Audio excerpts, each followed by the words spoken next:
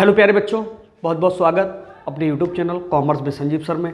बच्चों, आज हम आपके लिए अपना एग्जाम स्पेशल का अगला चैप्टर लेकर के आए हैं जिसका नाम है चेक संबंधी साधारण लेख। वेरी वेरी इंपॉर्टेंट इसके जो पॉइंट्स हैं वो मैंने ले लिए हैं। यहां से कुछ ना कुछ जरूर आता है एग्जाम में। ओके, और क्या आता है मैं अभी बता दूं। इस बार बोर्ड परीक्षा में चेक का अनादरण क्यों होता है ये आने की पूरी संभावना है, और चेक की विशेषताएं कौन कौन सी होती हैं एक लॉन्ग क्वेश्चन यहां से आ सकता है। तो आज इस पूरे वीडियो में आपको पूरी जानकारी इस चैप्टर संबंधित मिल जाएगी, कुछ भी नहीं बचेगा। मैंने सारे इंपॉर्टेंट पॉइंट यहां पर रख लिए हैं कि चेक का अर्थ, विशेषताएं, अनादरण, चेक का बेचान, रेखांकन, पक्षकार, ड्राफ्ट, बैंक ड्राफ्ट क्या होता है और चेक का नमूना कैसे बनता है। तो यहां पर थोड़ा सा मैं ये बताना चाहता हूं कि किसी भी आप वीडियो को देखने के बाद में देखो, पढ़ने से तो इतना याद नहीं होता जितना सुनने से याद होता है, और मैं तो यहां पर बिल्कुल आपकी लैंग्वेज में यहां समझा रहा हूं, बात कर रहा हूं, तो उम्मीद है कि सब माइंड में सेट होता चला जा रहा होगा। बस एक चीज मैं बता दूं कि जो हमारे पेड क्लासेस चल रहे थे वहां तो मैंने नोट्स बनवाया हूं, लिखवाया हूं, पीडीएफ तैयार है, लेकिन वो आपके पास तक अब नहीं पहुंच पाएंगे क्योंकि उनमें पासवर्ड लगा हुआ है। जिन लोगों ने हमारा क्लास ज्वाइन किया था, जो कर चुके थे, उनके पास तक तो वो पहुंच चुकी है। अब आपके लिए ये है कि आप सुनो, माइंड में सेट करो और वैसा ही वहां पर लिख दो, क्योंकि टाइम अब बिल्कुल नहीं बचा है। एग्जाम स्पेशल सीरीज में सारे चैप्टर जो इंपॉर्टेंट है सब आपके सामने आने वाले हैं। ये मैं इसलिए ला रहा हूं कि बहुत सारे हमारे स्टूडेंट जो कमेंट कर रहे थे कि मैं किसी कारणवश हमारी तैयारी नहीं हो पाई, या अच्छा टीचर नहीं मिल पाया, या कहीं कोई कमी रह गई, तो मैं आपको बता दूं बेटा, जीवन में अगर कुछ बनना है तो कुछ ना कुछ आपके लिए देना होगा, समय देना होगा, कहीं ना कहीं पर मेहनत देनी होगी, और आपको जीवन में कुछ ना कुछ बनना है ये सोच करके अभी से रखना होगा। ओके, आप ऐसे चैनल से जुड़ चुके हैं जहां फेल होना तो बहुत दूर की बात है। 100% अगर फर्स्ट डिवीजन के मार्क्स ना आए तो शिकायत हमसे करिएगा। ओके, तो आइए शुरू करते हैं। बहुत ही इंपॉर्टेंट ये चैप्टर है और यहां से हम बात करेंगे क्या, चेक की। देखिए, चेक का अर्थ लिखने के लिए आता है तो लिखोगे कैसे, जैसा सुन रहे हो वैसा ही वहां पर लिख देना। चेक एक शर्त रहित लिखित आज्ञा पत्र होता है जो बैंक पर लिखा जाता है और किसी व्यक्ति विशेष को भुगतान करने का आदेश दिया जाता है कि किसी विशेष व्यक्ति को बैंक ये भुगतान कर दे, और ऐसे पत्र के लिए हम क्या कहते हैं, चेक कहते हैं। तो चेक में अभी कुछ बातें आपने सुनी थी कि चेक क्या होता है, एक शर्त रहित लिखित आज्ञा पत्र होता है। इसके कितने पक्षकार होते हैं, 3 पक्षकार होते हैं। कौन कौन होता है, लेखक। अगर मैं चेक काट रहा हूं आपके लिए तो समझ लो मैं कौन हो गया, लेखक। भुगतानकर्ता कौन होता है, हमेशा बैंक होता है, क्योंकि चेक का भुगतान हमेशा कौन करता है, बैंक करता है। तीसरा होता है हमारा प्राप्त करता है, जिसके लिए पेमेंट मिलता है वो प्राप्त करता है। सो गाइस, यहां पर ये तो बिल्कुल क्लियर हो गया कि चेक के 3 पक्षकार हैं। कौन कौन, लेखक, भुगतान प्राप्त करता और भुगतान करता। ठीक है, अब यहां पर चेक का अर्थ तो हो गया। परिभाषा के लिए एक छोटी सी परिभाषा, देखो परिभाषाओं में बेटा कुछ भी चेंज नहीं कर सकते, जैसा लिखा हुआ हो वैसे ही वहां पर लिख दीजिए। अब आप सोचोगे जो कॉपी चेक करते हैं तो वो क्या है, उनके लिए सब पता होता है, हम लोगों को सब पता होता है कि कौन सी परिभाषा किसने दी थी। ठीक है, तो इसलिए आप एक परिभाषा सिर्फ रट लीजिएगा, ठीक है, कोई सी भी एक परिभाषा, और वो वहां पर लिख दीजिएगा। अब हम बात करते हैं चेक की विशेषताएं। देखो, चेक की विशेषताएं लिखने को आ जाए, लक्षण लिखने को आ जाए, और कहीं लाभ तो आएंगे ही नहीं, कभी नहीं आएंगे। ठीक है, आज तक तो आए नहीं है तो अब भी नहीं आएंगे। तो यहां पर मैं आपको बता दूं कि चेक की विशेषताएं, लक्षण कौन कौन से हैं। नंबर 1, देखो इतनी हेडिंग मैंने दे दी है, इतनी हेडिंग आपको और जगह पर नहीं मिलेंगी। ठीक है, बहुत सरल है, इनको समझिए और लिख दीजिएगा। ठीक है, पहला है लिखित आदेश होना। लिखित आदेश का मतलब यह होता है कि चेक पे बिल्कुल रिटन में होता है कि राम, श्याम, मोहन, एक्स किसके लिए पेमेंट करना है, और इसमें तुरंत क्या होता है, लिखित आदेश। लेखक के हस्ताक्षर, जो व्यक्ति चेक काटता है, लिखता है, उसको क्या होता है, साइन वैसे ही करने होते हैं जैसे बैंक में वहां पर सिग्नेचर है। तीसरा है धनराशि का होना। देखिए, अमाउंट उसमें 2 बार लिखी जाती है, शब्दों में और अंकों में। ये इसलिए लिखी जाती है कि पता चले कि हमने किसी व्यक्ति के लिए चेक काट दिया, उसने एक शून्य बढ़ा लिया, ठीक है, या जालसाजी कर ली, पहले एक और अंक कोई लिख दिया। ठीक है, तो यहां पर क्या हुआ कि मान लीजिएगा हमने किसी को 1200 का चेक काटा, उसने क्या काम किया कि यहां पर एक और लिख के अब तो 11,200 का कर लिया। तो ये ऐसी घोटाला ना हो तो उसके लिए क्या होता है, अंकों में और शब्दों में दोनों में धनराशि मेंशन कर दी जाती है। नेक्स्ट है भुगतान में कोई शर्त नहीं होना। देखिए, जब चेक चेक दे दिया जाता है किसी के लिए तो आगे कोई शर्त नहीं बचती है, बस उस चेक का भुगतान सामने वाले व्यक्ति को मिलना ही मिलना है। ठीक है, आज्ञा पत्र के रूप में, आज्ञा पत्र के रूप का मतलब है कि इसमें आज्ञा दी जाती है, जो पत्र होता है आज्ञा के रूप में होता है कि भैया जाओ और बैंक से भुगतान ले लो। तो हम अगर चेक किसी को दे रहे हैं तो इसका मतलब है अपनी आज्ञा का पालन करा रहे हैं बैंक से। विशेष कागज का प्रयोग, देखो ये ऐसा वैसा कागज नहीं होता है, पता चले जो फोटो स्टेट कराने जाते हो वही कागज पे चेक बुक बन जाए। ये जो कागज होता है स्पेशल कागज बैंक के यूज करते हैं, क्योंकि cheque issued by the bank, जो बैंक है वो इशू करता है चेक के लिए। So guys further we can say that here कि स्पेशल कागज इसमें यूज किया जाता है और उस कागज को आप मार्केट से नहीं परचेज कर सकते, वो बैंकों के लिए ही, बैंकें ही स्पेशल कागज को कहीं से परचेज करती हैं। विशेष व्यक्ति का को भुगतान, देखो इसमें ये नहीं है कि हमने चेक काट दिया राम को भुगतान ला रहा श्याम, ठीक है, खर्च कर रहा है मोहन। इसमें क्या होता है कि एक विशेष व्यक्ति के लिए हम पेमेंट करने का आदेश देते हैं, वो व्यक्ति जब भी बैंक में जाता है वहां खिड़की पर अपनी आईडी दिखाता है, तुरंत बैंक उसके लिए पेमेंट करता है। नेक्स्ट है तारीख अंकित होना, भाई डेट इसमें बहुत ज़्यादा वैल्यूएबल रखती है। और एक चीज़ बता दूं, चेक अब 3 महीने तक वैलिड है। आज अगर हमने चेक काट दे दिया तुम घर पे सो जाओ और 2.5 महीने तक आप अगर पेमेंट लेने नहीं जाते हो कोई फर्क नहीं पड़ता, लेकिन जैसे ही 3 महीने पूरे हो जाते हैं तो उस चेक का भुगतान नहीं होगा। 3 महीने से पहले कभी भी चेक का भुगतान ले सकते हो। 3 माह तक अगला है वैध। तो तारीख अंकित होना, इस पे कॉर्नर पे एक डेट पड़ी होती है। अभी मैं चेक का नमूना बताऊंगा, बहुत इंपॉर्टेंट है, मैं अगर भूल जाऊं तो चेक का नमूना जरूर बनाना सीख लेना, क्योंकि इस बार चेक का नमूना पूछा जा सकता है, बहुत सरल है। नेक्स्ट है समय की बचत, देखो इसमें क्या होता है, समय की भी बचत होती है। मान लीजिए आप हमारे पास आए, पेमेंट लेना था, हमने चेक काटा और आपको दे दिया, समय बच गया। क्या नोट गिनते 1 लाख 2 लाख 4 लाख बहुत टाइम लगता, 2-4 फटे नोट होते, आप भी कहते ये कहाँ लेकर के जाएं, ये सब झंझट खत्म। तो इसमें समय की भी क्या होती, बचत।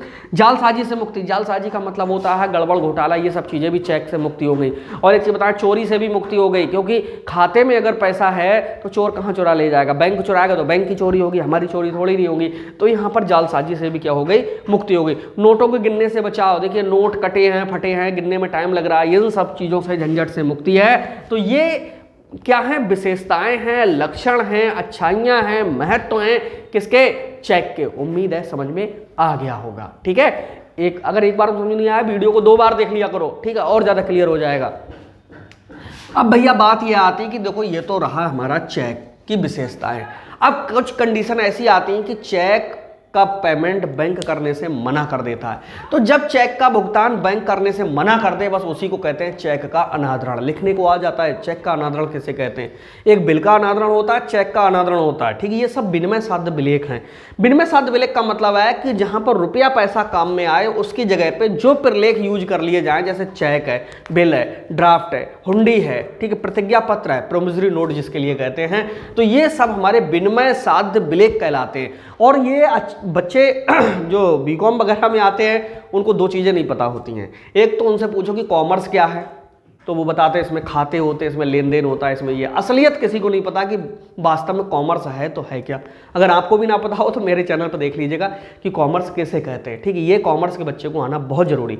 दूसरा, उनसे अगर पूछो कि विनिमय साध्य विलेख क्या होता है, ठीक है, निगोशिएबल इंस्ट्रूमेंट क्या होता है, तो वो बता नहीं पाते। अरे पहले समझो, हम आपसे कोई वस्तु परचेज कर रहे हैं, कैश नहीं दे रहे हैं, कैश की जगह पे हम क्या क्या दे सकते हैं आपको, चेक दे सकते हैं, बिल दे सकते हैं, हुंडी दे सकते हैं, प्रतिज्ञा पत्र दे सकते हैं, ठीक है, तो नाम की चिट्ठी और जमा की चिट्ठी का यूज कर सकते हैं। तो ये सब जो कागज रुपए के स्थान पर हम प्रयोग करते हैं, यही विनिमय साध्य क्या कहलाते हैं, विलेख। विनिमय का मतलब अदला बदली, साध्य का मतलब साधन, और विलेख का मतलब कागज, और चेक उसमें सबसे टॉप पर है।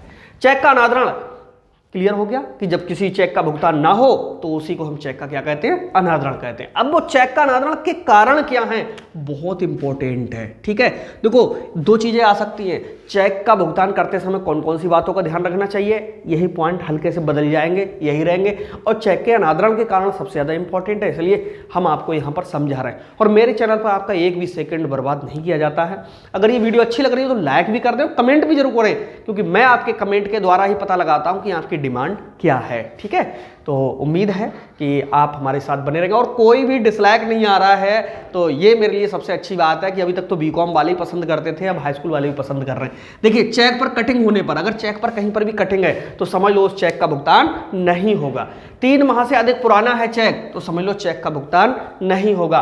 धनराशि स्पष्ट ना होना, स्पष्ट ना होने का मतलब है कि जो लिखा है समझ में ही नहीं आ रहा है क्या है, 68 है या 67 है या कितने हैं, ठीक है। खाते में बैलेंस ना होना, अगर जिसने चेक काटा उसके खाते में अगर बैलेंस नहीं है तब भी जो चेक है उसका भुगतान नहीं होगा।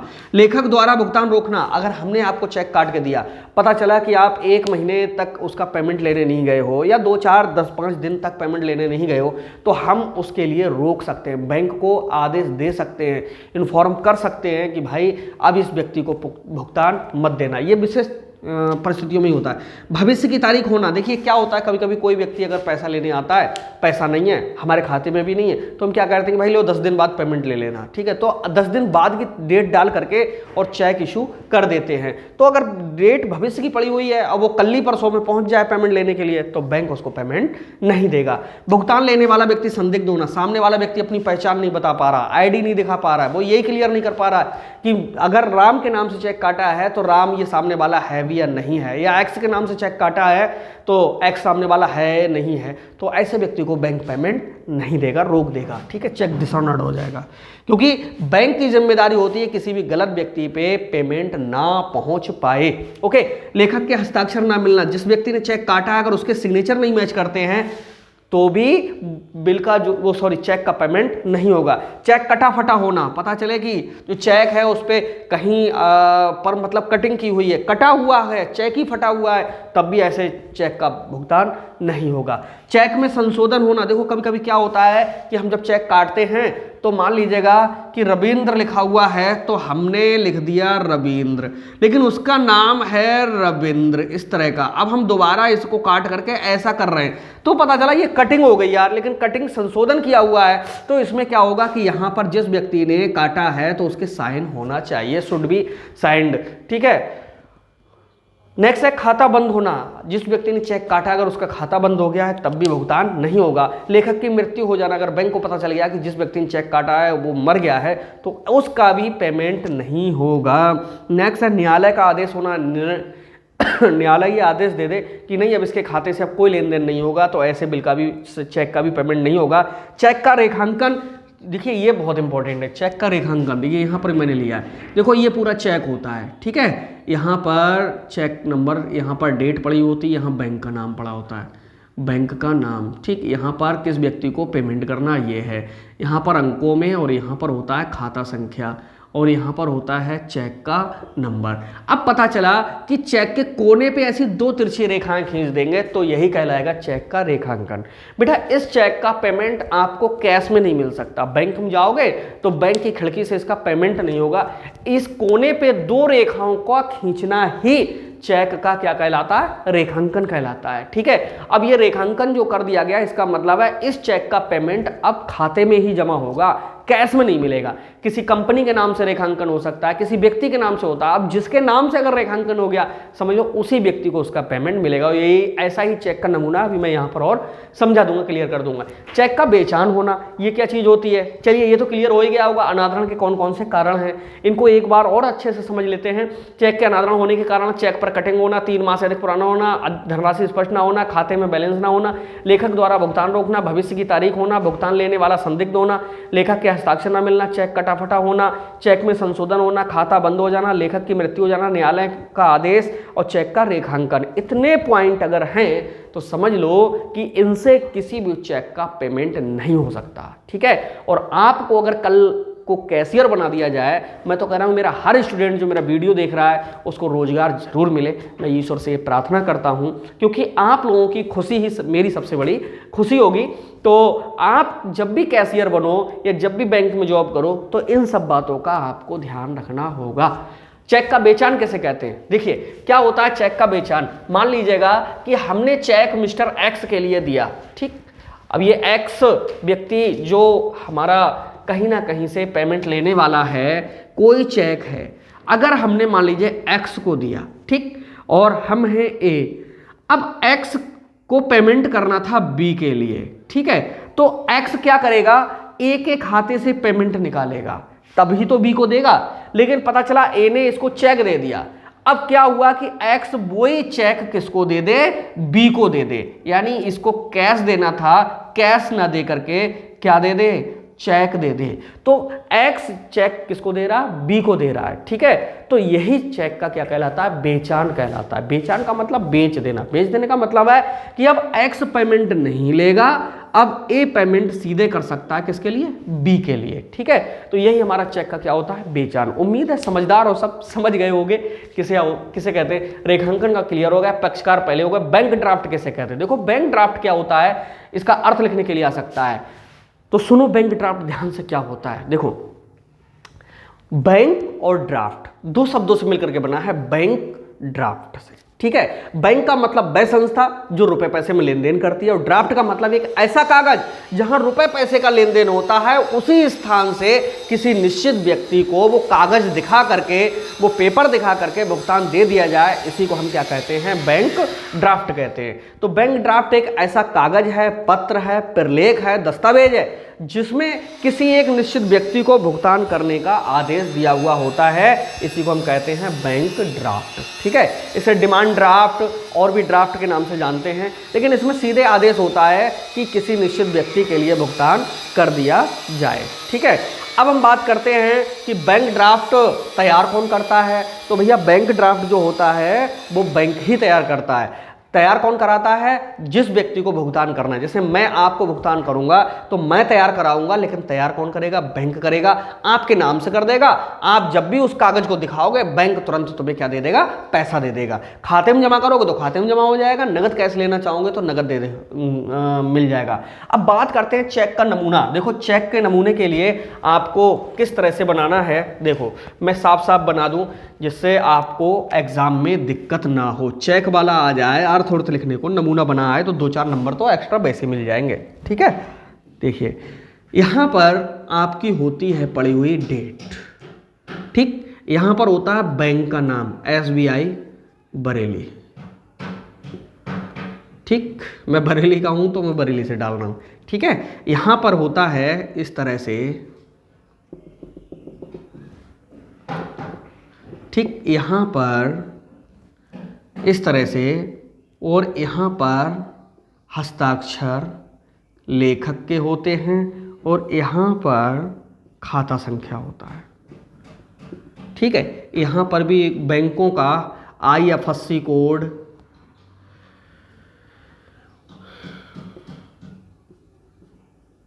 ठीक है, और ब्रांच एड्रेस हो सकता है, ठीक है। यहाँ पर इस तरह से लिखा होता है, श्री नाम होता है या आदेशानुसार,